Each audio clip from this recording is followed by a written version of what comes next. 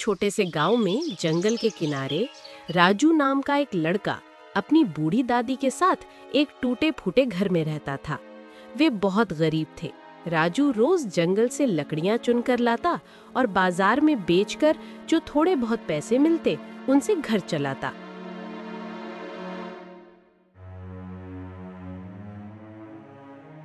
काश हमारे पास भी ढेर सारे पैसे होते।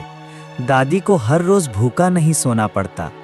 पर क्या करें, लकड़ी बेचकर तो बस दाल रोटी ही मिल पाती है। अचानक उसे एक चालाक लोमड़ी झाड़ियों से निकलती हुई दिखती है। लोमड़ी कुछ खाने की तलाश में इधर-उधर देख रही है। राजू थोड़ा डर जाता है, लेकिन लोमड़ी उसे देखकर मुस्कुराती है, जो कि अजीब है। अरे राजू, आज फिर लकड़ियां इकट्ठी कर रहे हो? क्या आज भी उतनी ही मेहनत करके कम पैसे मिलेंगे? तुम तो लोमड़ी हो और तुम बात कर सकती हो। मैं नीरा हूँ, जंगल की सबसे चालाक लोमड़ी।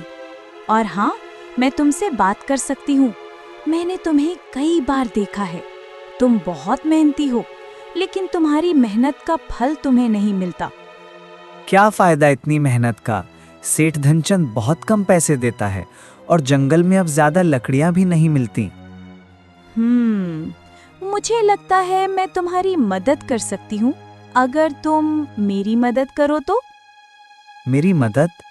पर तुम एक लोमड़ी हो और मैं। दोस्ती के लिए अमीर गरीब या जानवर इंसान नहीं देखा जाता राजू, बस जरूरत देखी जाती है। मैं जंगल में एक शिकारी के जाल में फंस गई थी, जिसने मेरे बच्चे को पकड़ लिया है। अगर तुम उसे बचाने में मेरी मदद करो तो मैं तुम्हें अमीर बनने का रास्ता बता सकती हूँ। सच में? मैं जरूर तुम्हारी मदद करूंगा, पर कैसे? तुम्हें मेरे साथ चलना होगा। शिकारी के बारे में मैं तुम्हें रास्ते में बताऊंगी। राजू नीरा पर भरोसा करके उसके साथ चल पड़ता है। नीरा उसे शिकारी के बारे में सब बताती है कि वो कितना चालाक और बेरहम है।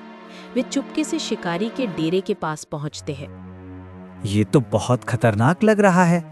हम कैसे बचाएंगे इसे?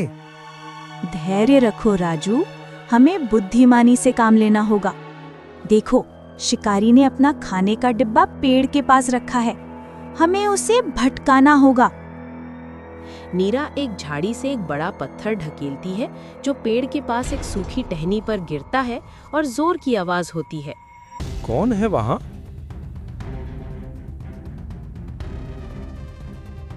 जल्दी राजू, अब मौका है। पिंजरे का ताला तोड़ो।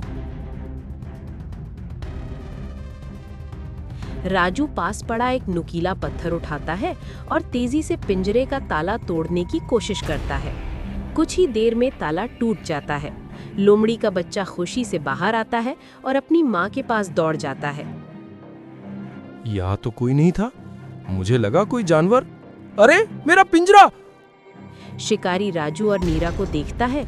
लोमड़ी, नीरा और उसका बच्चा जंगल में तेजी से भाग जाते हैं। राजू भी उनके पीछे भागता है।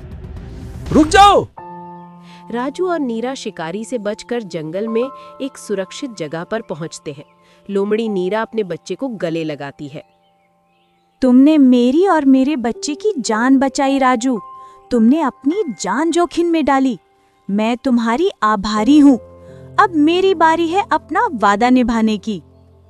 मुझे खुशी है कि मैं मदद कर पाया, पर तुमने कहा था कि तुम मुझे अमीर बनने का रास्ता बताओगी। हाँ राजू, मैं तुम्हें एक ऐसी जगह बताऊंगी जहाँ 20 कीमती जड़ी बूटियां मिलती हैं। वे बहुत दुर्लभ हैं और सेठ धनचंद उनकी बहुत ऊंची कीमत देगा। लेकिन तुम्हें अपनी बुद्धि का इस्तेमाल करना होगा। जड़ी बूटियां? हाँ, और मैं तुम्हें सिखाऊंगी कि सेठ धनचंद से कैसे निपटना है, क्योंकि वो बहुत चालाक है और तुम्हें कम पैसे देगा। लेकिन अगर तुम मेरी बात मानोगे तो तुम कभी गरीब नहीं रहोगे। मैं जरूर सुनूंगा तुम्हारी बात। नीरा ने राजू को उन जड़ी बूटियों के बारे में बताया जो जंगल में एक गुफा के पास मिलती थीं। उसने राजू को ये भी सिखाया कि सेठ धनचंद से कैसे मोल भाव करना है। अगले दिन राजू कुछ दुर्लभ जड़ी बूटियां लेकर सेठ धनचंद की दुकान पर पहुंचता है। सेठ जी, नमस्ते। देखिए, मैं आपके लिए क्या लाया हूँ। राजू जड़ी बूटियां दिखाता है। सेठ धनचंद की आंखें चमक उठती हैं। अरे, ये जड़ी बूटियां, ये तो बहुत दुर्लभ हैं। कहाँ मिली तुम्हें?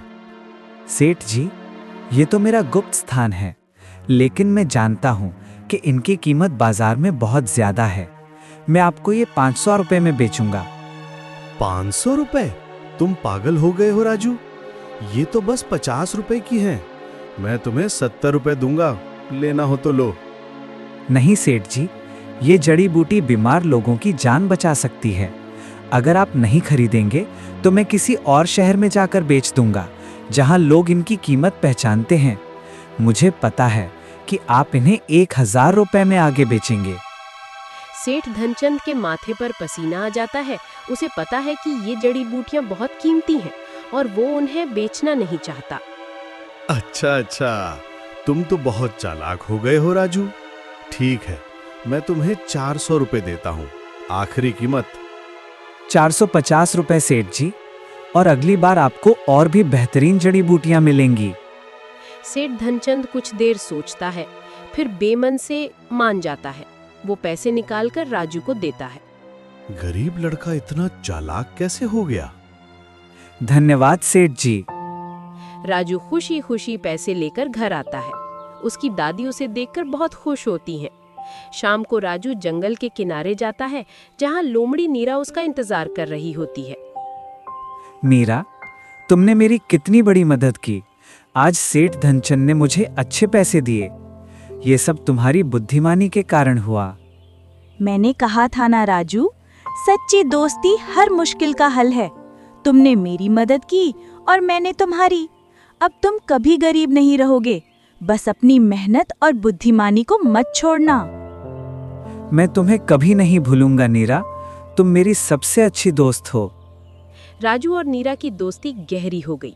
राजू ने कभी गरीबी का सामना नहीं किया और नीरा ने भी अपने परिवार के साथ जंगल में सुख चैन से जीवन बिताया। दोस्ती किसी भी बंधन से परे होती है। सच्ची दोस्ती और बुद्धिमानी से बड़ी मुश्किलों का सामना किया जा सकता है और लालच पर ईमानदारी और समझदारी की हमेशा जीत होती है।